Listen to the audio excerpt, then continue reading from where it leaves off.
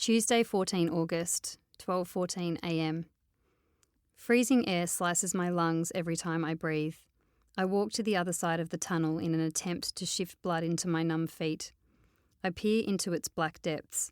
I assume it's just a long stretch of concrete and rubbish, shelter for rats and mice, that eventually merges with other concrete passages running underneath unsuspecting roads and buildings. Faded graffiti hugs the curved wall. The colourful scrawls harshly exposed by a mobile spotlight, and fresh police tape across the entrance is taut, barely shaking in the breeze. The nearby asphalt path is slick with recent rain. High above, a plump moon peers down at the blunt edges of the city. As the white puffs exit my mouth, I think about how much grittier the crime scenes always seem here than they did in Smithson. So much more sinister somehow. Welcome to the Good Reading Magazine podcast, sponsored by Pantera Press. Good Reading is a monthly magazine dedicated to books and reading and aims to help readers discover their next favourite book. You can find out more about the books discussed on today's podcast at goodreadingmagazine.com.au. Hi there, my name is Angus from Good Reading Magazine, and I'm joined today by Melbourne crime fiction author Sarah Bailey, who has just released her second book called Into the Night. Welcome, Sarah. Thank you for having me. And happy birthday. Thank you. I know it's a bit weird, book birthday and real birthday. Absolutely. Well, birthdays are sort of important to you in your writing career because didn't you, for the first book, have a bit of a goal that you were going to publish your book by your 35th birthday? Is that right? Yeah, I did. I thought it would be a good milestone to sort of aim for. So last year ended up being my birthday one day after they published the first book, so just missed out. Oh, no, it's still but close. Still poetic. Yeah, close enough to be good. Yeah. What drove you to set yourself that challenge? I think I had toyed with the idea of writing a book on and off since I was about 20, and it was just one of those things that, because it's such a big task, I guess it's hard to be maintaining momentum when you've got other stuff going on in your life. So I sort of got to the point where I figured that if I didn't set myself a goal and then work out how to kind of achieve it sort of from, working backwards, then no one else was going to do it for me. So, I just kind of worked out that seemed like a good milestone, and then I sort of tried to get words down between that time. So that debut novel was called The Dark Lake, and in that we've got a beautiful young teacher who is found dead floating at the edge of the lake in Smithson, which is a fictional regional town in New South Wales. Detective Gemma Woodstock takes on the case, and it turns out she knows the victim or knew the victim because they went to high school together. That book's been out for a year now. What has the reaction been having that debut out there? It's just the whole year's been pretty surreal. So I was so excited to finish the draft to start with, and then to get an agent seemed pretty crazy, and then she seemed to think that we had a good chance of finding a publisher for it, and then we did. From that whole sort of process, right from finishing the draft to now having a second book, seems kind of crazy and unbelievable. But it's been really nice having people give feedback on the first book.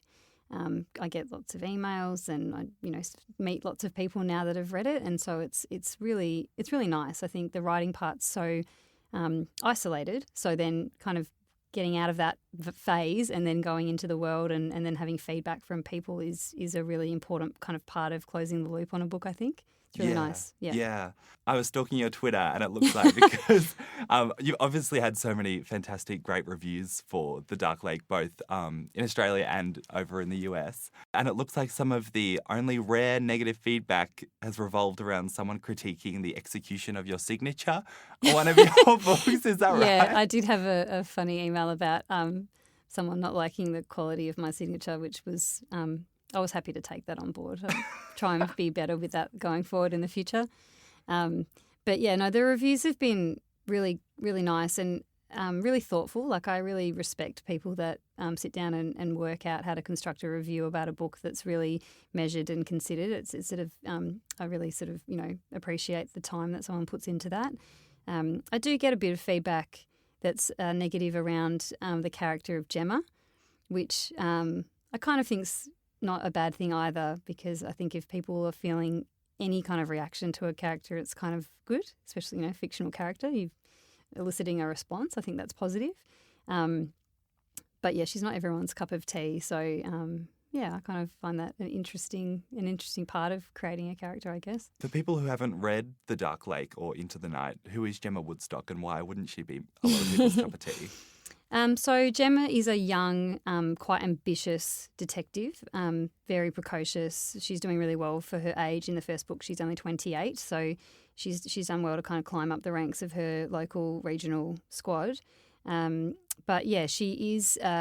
When the book opens, she's at a point in her life where there's quite a lot going on. So professionally, she's doing well, but personally, she's not in a great relationship. She's juggling being a mother with, I guess, some guilt she feels about what she wants to be doing with her life. So, yeah, she's sort of challenging a lot of the more traditional female stereotypes and roles. And I guess because you're in her headspace being first person, you really delve into that. So I think a lot of people kind of don't find that sort of the kind of character that they like. She can be pretty sort of blunt and also a bit abrasive. So, yeah, I mean, I love writing her, but I can sort of certainly see what some of the sort of feedback is about. It makes sense to me. That sort of reminds me of a blog post you wrote for Alan and Unwin's blog, Things Made from Letters, about an exercise you did with your sons for International Women's Day. Yes. Do you want to tell me about that? Yeah, so Alan and Unwin were doing a little series on International Women's Day and kind of looking at the different, I guess, expectations and, you know, society's sort of roles for women and how they're perceived and what change is needed. So I did a little piece about women in the workforce with a look at sort of the police force in particular. And I've done a little bit of research, obviously, in that space. So, yeah, it was about asking my kids to draw a police officer, kind of suspecting that they would both draw policemen, which they did. And then when I challenged them kind of on that, you know, I guess it's just that thought process that you witness is interesting because they do know that people who are female can be police officers, but it's not their go-to. And I think that's a lot of how we need to shift the conversation in society. It's not that it's necessarily always outright discrimination. It's just that initial go-to assumption that we make that can often be restricting people or putting people on the back foot when it comes to opportunities. Yeah, and I feel like with Gemma being now in a big city in Melbourne, working with a new team, working with her male colleagues and the sort of everyday sexism that obviously happens in the police force and elsewhere, with her experiences with that, are you transposing any sort of experiences that you've had with the sort of everyday sexism in the workforce, or is it more based off conversations you've had with real police officers who are women?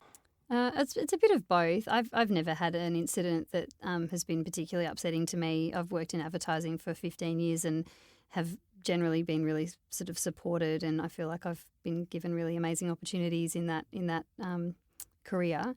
But you know, I think it is just that unconscious bias that's often referred to, where perhaps there's an assumption about what people might want and don't want, particularly once they've had a family.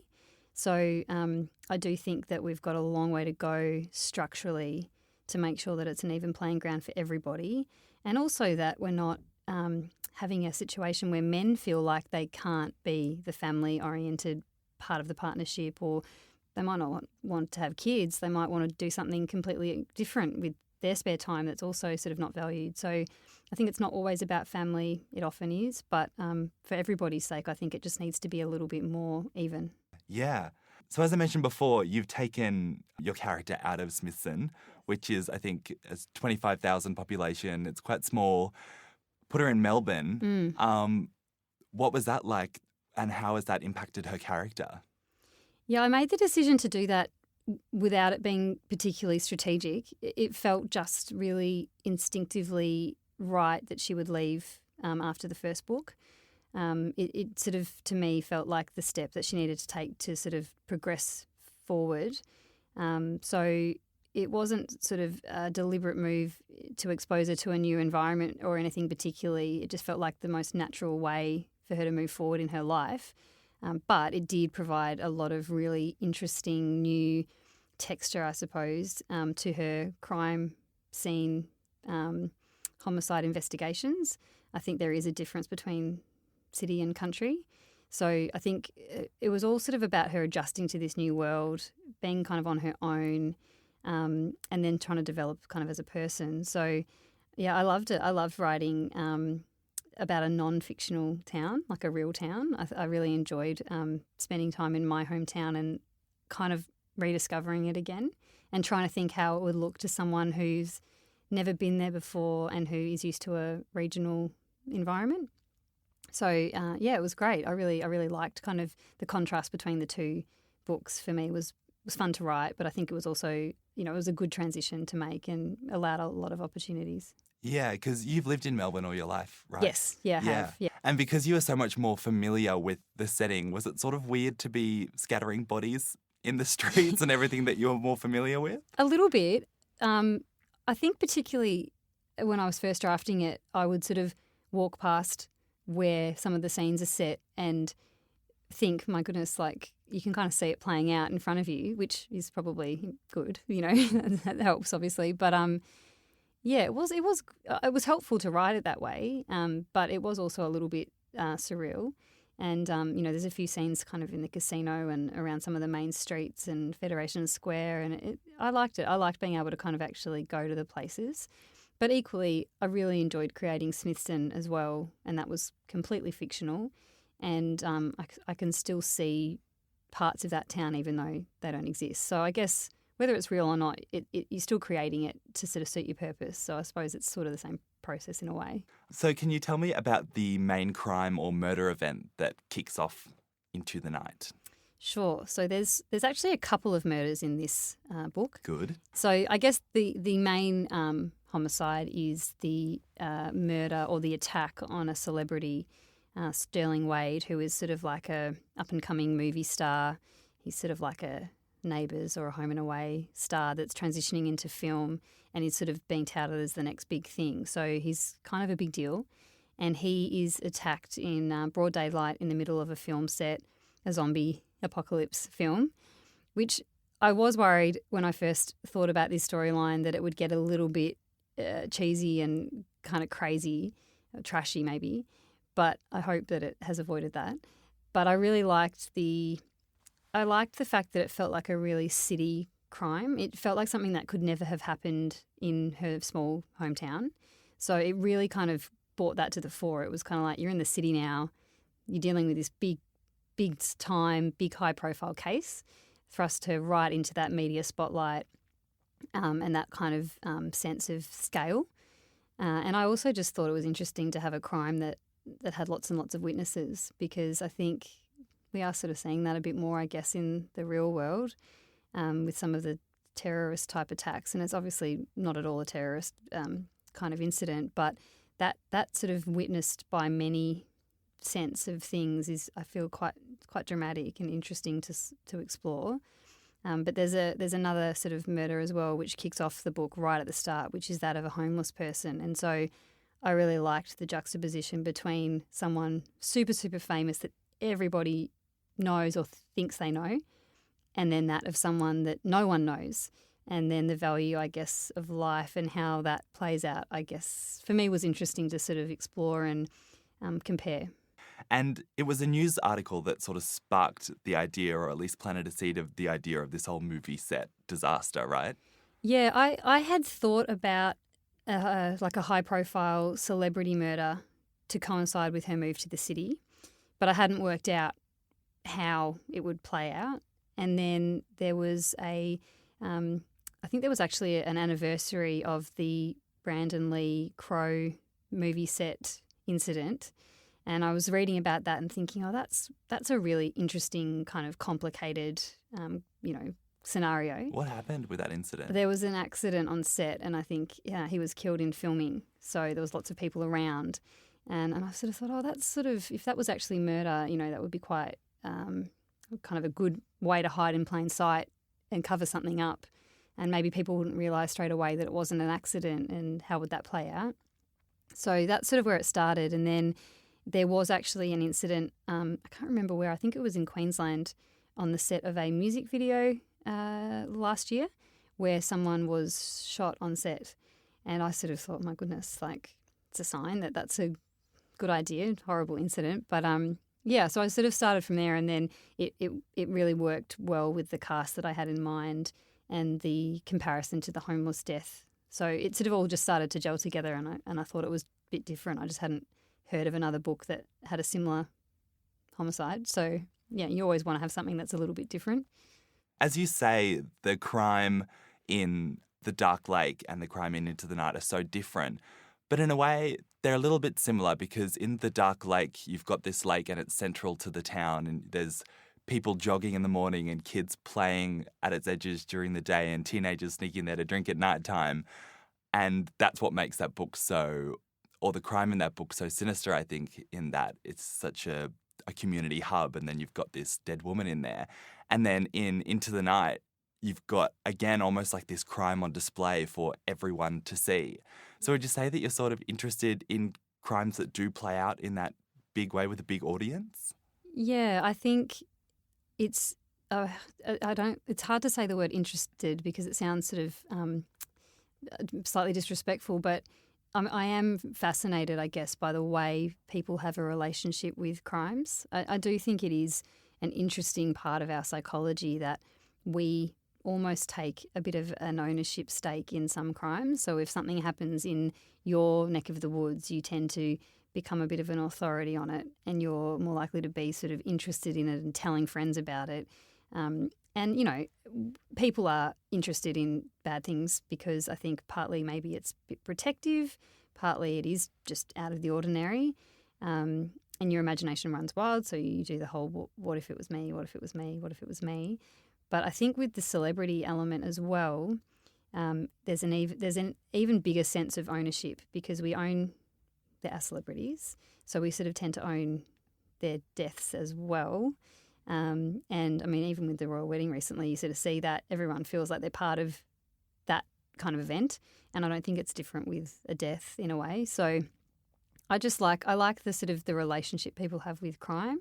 And you're very right. Like in the first book, it was very much the whole town sort of felt it and was interested in it because it happened in the middle of their kind of place.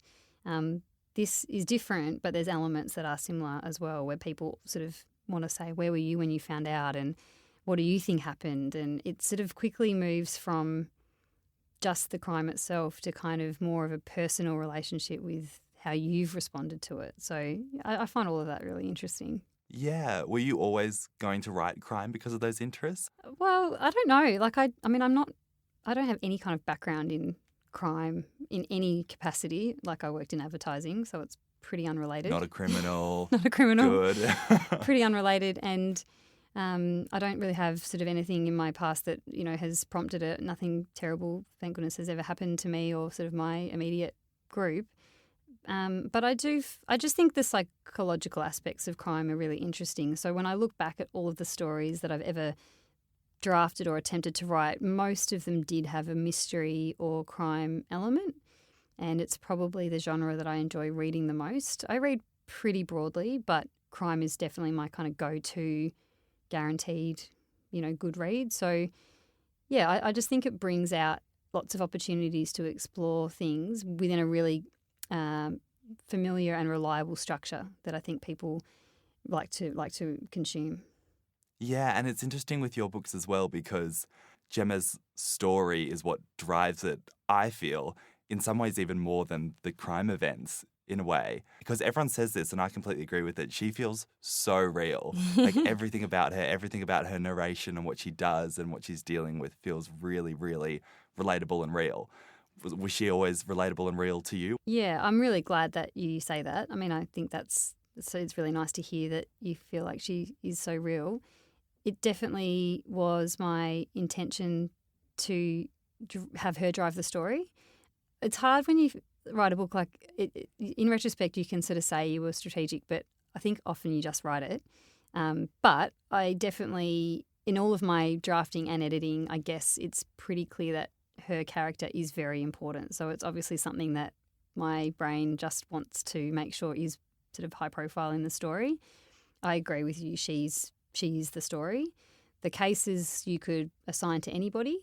So they're not necessarily, particularly in the second book, the first one not so much because it was sort of so linked to her.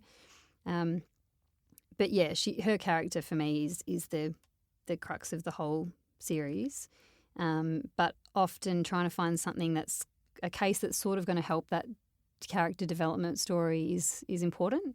So I think with these city cases, the arc that she needs to go on, they don't mirror the cases that she's working on, but there's elements of them that allow her to explore her own personal kind of problems and challenges while she's solving the cases. So they do kind of link together. Yeah, absolutely. So as you've said, you're a very wide reader. What's been impressing you lately? I read a lot.